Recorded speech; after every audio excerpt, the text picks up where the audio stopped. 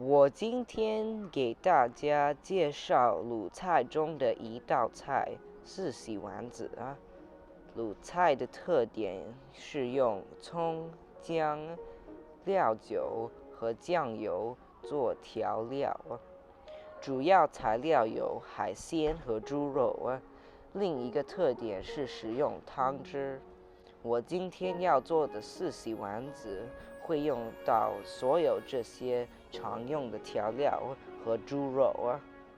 四喜丸子有4个色香味俱全的大丸子，代表福、禄、寿、喜。这道菜使用的都是常用的原料啊。丸子营养丰富，健康，是一道受人喜爱的家常菜。首先，我准备好所有的材料放在一起，这样你不需要以后找东西。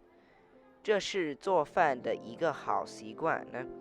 你需要的材料是猪肉、鸡蛋、马蹄、馒头、葱、姜、老抽、米酒、生抽、淀粉、花椒和大料啊。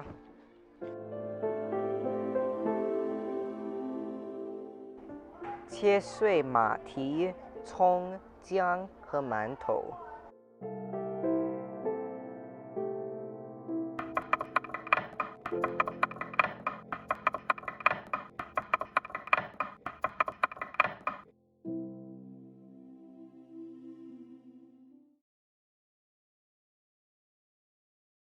下一步是在肉里加一个鸡蛋然后加刚刚切好的葱姜再加入老抽、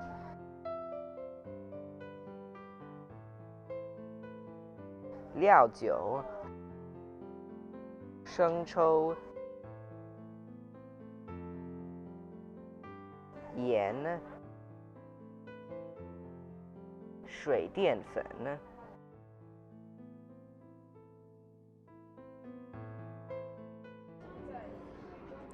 现在原料都加好了，可以搅拌了，然后再加入切碎的马蹄和馒头，继续搅拌，搅匀以后，将肉做成丸子。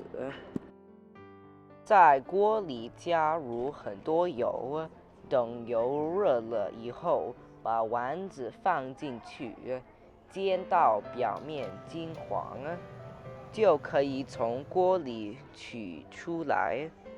在另外一个锅中加入水，炸好的丸子、葱、姜、花椒、大料和一些生抽煮到水开，再煮5分钟。